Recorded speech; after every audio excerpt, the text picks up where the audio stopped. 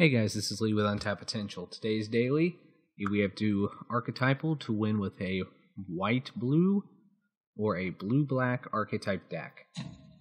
Let's get started. Go to the card collection, make ourselves a deck. We need to decide now whether we want to do blue-white or whether we want to do blue-black. I think I have better white cards, so we're going to create a new deck using the wizard, and we're going to do it in white and blue. Let's see what it'll let us do. Our opening picks are unexciting, but we're going to take the Blessed Spirits, both of them. I'm going to go ahead and grab up a Dark Slick Drake, 2 of them, 3 of them. Scrapskin Drake will probably be fine as well, same with the Aeronaut. We have 5 more selections here. I'm going to go ahead and take the Sky Eels and 2 Kite Fins. Try to get some good numbers here. And finally, we'll wrap it up with a single copy of Sky Hunter Skirmisher. Next, ground defenses. Well, Kithions Irregulars is great. We're going to jam as many of the Dauntless River Marshals as it'll give us. Same with the Frostlings. It's just that good. Leaving us now with 3 spots left, we can decide what we want to do. I think we're just going to go ahead and I'd rather have creatures than not, so we'll load in 2 copies of Perilous Mirror. Finally, we have to fill our deck. We have 14 more spaces. Grasp the Harrowmancer will be good for our enchantments. It's just a solid card in general. Knight of the White Orchid is great, especially if we can actually cast it on curve. Take the Griffin here. It's an unexciting pick. Gonna also take another copy of Sky Hunter Skirmisher. Meteorite actually seems pretty okay for us here. So does Knight of the Pilgrim's Road. Esperzoa, I don't think we have enough artifacts to rely on it, so we're going to pick up the Kinsbale Skirmishers here. As much as all our creatures already have flying, so I think we're going to leave the Nimbus Wings behind. Get another Mirror, and do that. It's a very creature-heavy deck, but you know what? I think it'll work. It does the lands for us, we get all the usual suspects, it gives us Evolving Wilds, which will be interesting, and it tries to sneak in a Rogue's Passage. Don't know how good that'll be or not, but we'll find out. Give ourselves a face, see where, let's see. He seems cool, he seems like a nice guy. Give him that nice plains in the background, and we will control the sky.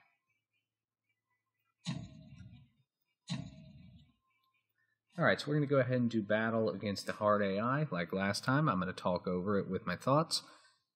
I will see y'all at the finish line. So we proceed into game 1. Once again, we are on blue and white, and we keep a hand here because they have a 2-drop. We have our Dauntless River Marshal, who's one of the absolute best cards in our deck, and allows us to go on the offensive if we desire. And since we also have an island, she enters with extra power. We have another 2-drop as well next turn, so we have something to do, and we're drawing plenty of land, so our 5 and 6 drops in our hands aren't looking to be a problem. Our opponent plays a Throwing Knife, which gives its creature +2/+0, or they can detach and destroy the artifact in order to do 2 damage to target creature or player. This could be a problem for us. We just have to cross our fingers and hope that they don't get any creatures out. And even if they do, we have Frostlinks to keep it tapped down, since they can only use the effect of Throwing Knife when the creature attacks. At the moment, this match isn't getting very exciting, as even though our opponent's finding plenty of mana, they're not finding anything to do with it. This turn they finally do get out a Relic Seeker, though, a 2/2 renowned creature that when it becomes renowned, they get to search their deck for an equipment and put it onto that creature. However, we have 2 Frostlinks now, so we never intend to let that attack either. 4 more damage to our opponent, who doesn't get to untap their card this turn thanks to Frostlink's special ability. They play a Fiery Conclusion, sacrificing their creature that can't do anything anyway, in order to destroy our Dauntless River Marshal. They then also play a creature of their own, but at this point, we're just going to keep on with our offensive. So the next Frostlinks taps down their creature, allowing us to get in for 3 more damage, reducing our opponent to 4 life. We're still sitting pretty at 20. And even if they continue to clog up the ground, such as with a powerful creature like Kytheon's Irregulars, we still have the flyers we need to get through in the air. It doesn't hurt also when we then proceed to draw the land we need. We go ahead and declare attack on the an attack with our mirror, figuring our opponent won't block with it since that would then let us trade for Kytheon's Irregulars, and we're correct. Our opponent then swings at us, and uses Kytheon's Irregulars to tap down our flyer. Given that we're at full health, we're not going to worry about blocking it, we're just going to take the damage and swing through the air with our flyer to win game number 1. Kytheon's Irregulars is in our deck and seems to be everywhere tonight, as we're going to be running into him again in game number 2. Speaking of which, let's proceed on to game number 2. This deck's been doing pretty well for us so far. We do have an off-camera game that took forever and that we ultimately ended up losing because of honestly, just a horrible misplay on my part. I went ahead and cut that out though. If it was an interesting loss, I would have included it, but the fact of the matter is, it's really not. We go ahead and Evolving Wilds for an island, which we put on the battlefield tapped. We can do nothing else this turn. We have a somewhat expensive hand, however, a Dauntless River Marshal off the top on turn 2, when we already have the island in play, puts this game well back into our favor. We have a much stronger start, and our opponent currently isn't doing anything. We go ahead and declare our attack here. I thought about playing the Lynx even though we had no target, but using the Lynx is such a good tempo play, and since we may not hit a land next turn, I decided to just hold back. So our opponent plays Blessed Spirits. Looks like this is going to be another black-white enchantment. We also don't hit our land, which is unfortunate, but we do at least still have the Lynx to tap down and get in for another 3 damage. At this point, a good offense is the best defense. They're definitely in the black-white enchantment deck, as this creature gets bonus power and lifelink whenever there's an enchantment in play. We go ahead and propose a trade here, which the AI decides to take. We do get in for 2 damage with the Lynx. At this point though, his flyer is now back online, and while fortunately he isn't capitalizing on it, he does get in for some damage. And there's Kytheon's Irregulars again with its powerful tap-down ability. We finally do get to the point here where we can play something, so we go ahead and run out our 3/3 to let us draw and discard, and it's a good thing we did, because otherwise we'd have drawn yet another creature next turn, when what we really need is our 6th mana. Amperin Tactician comes down here, and this is a card that would be really good in a deck that goes wide, kind of like what our opponent's doing here. So since each of their creatures have +1/+1, we just decide to take the damage, and we don't engineer a block. We need as many creatures as we can get at this point in order to defend and try to recover the board state. So we play a creature that generates us a Thopter when it enters the battlefield. Our opponent's continuing to hit lands, and then they play Gilt-Leaf Winnower, and this is awful for us, as it instantly destroys one of our creatures whose power and toughness are not equal. This is a bad spot to be in, and it forces us to make some very, very uncomfortable blocks. We block in a way that prevents the most damage.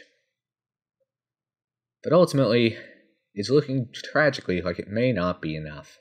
We go ahead and play, though, Grasp of the Hieromancer on our existing flyer to make it stronger, and we play another 2/4 blocker that when it dies, lets us draw another card. Our opponent swings with the team here, and activates Kytheon's Irregulars. I forgot about his activated ability, meaning he can tap down both our creatures, and thus can win with impunity this turn. I go ahead and restart the battle. Again, I have no qualms against doing this against the computer, but don't do this against other humans. So our opening hand gets us off to a much better start this time, as we have enough lands to play a credible threat, our own Kytheon's Irregulars, and we have some other plays too, including a First Striker, which is always good in the early game when you're attacking.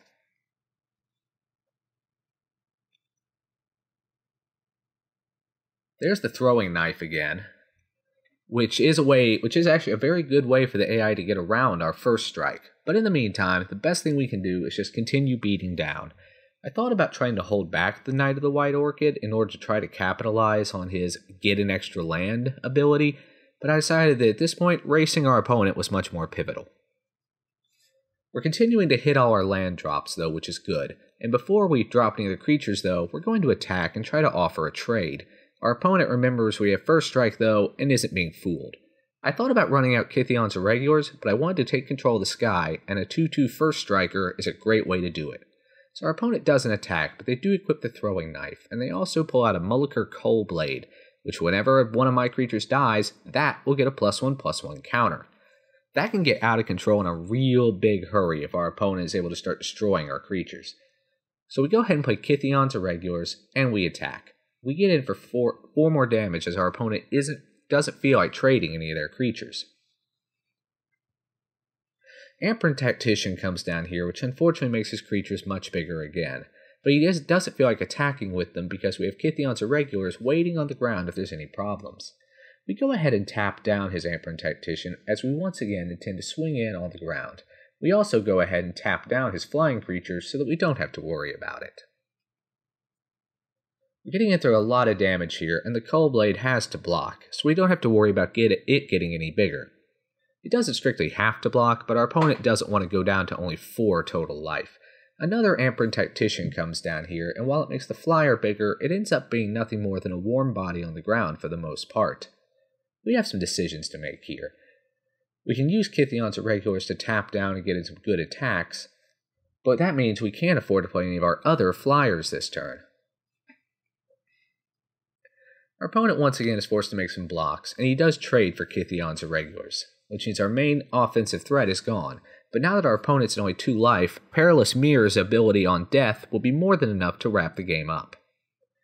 Our opponent gets another flying creature to block with, but at the moment he only has 3 creatures and we have 4, meaning that's enough damage for us to get through and win the game.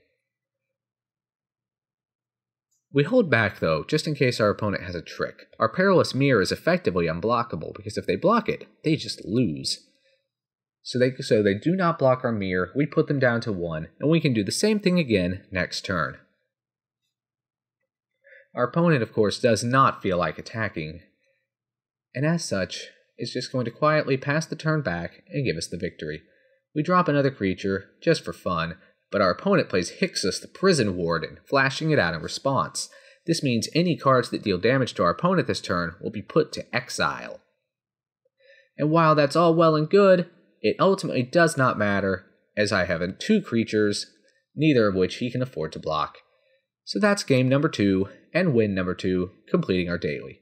Let's go open a pack. Alright guys, finishing our daily gave us enough gold to buy a booster pack, so let's crack that open and see what we get. 2 packs ago, we pulled Liliana. Let's see how long it takes us to pull another mythic. Hope maybe it'll be tonight. No, but we got a nice rare. Let's go through the cards. Act of Treason is excellent. It's better than usual in this format because with sacrifice outlets like Nantuko Husk, there's a very good chance that we're not giving our opponent their creature back. There's actually an achievement for that. Call it Act of Treason. Fire Fiend Elemental is a decent haste creature with Renown. 4 mana for those stats aren't incredible. They get better once he hits his Renown trigger, but he can be a bit frail to get there. Elvish Visionary is a very solid... It's almost a staple in elf decks. 2 mana for a 1/1 that when it enters the battlefield draws a card. Never a bad thing, especially with card draw being as rare as it is in green. Elemental Bond. Whenever a creature with power 3 or greater enters the battlefield under your control, you draw a card. This is one of those cards that you have to play it for a turn where it doesn't do anything, and then you only start getting the benefits of it in subsequent turns. So against a very aggressive deck, the turn you spend to do this will be a turn you're not building up your defenses, giving your opponents a chance to beat you hard. So be wary of using this. We've all seen how good Blessed Spirits can be, and I think this is our 3rd copy, meaning our collection is now complete. So once again, I'm looking forward to using these guys in decks in the future, even though I really do not like that flavor text. It's horribly depressing. Finally, we move on to our rare, the Herald of the Pantheon. 2 mana for a 2/2 is already fine. Enchantment spells you cast cost 1 mana less to cast, and whenever you cast an enchantment spell, gain a life. Very solid in an enchantment deck, even though that's more of kind of a white-black thing, but there are some decent enchantments in green, and I could certainly see a deck this card finding a home in a deck. Alright guys, well that's going to do it for tonight. As always, thanks for watching. Like, comment, subscribe, and I'll see you next time.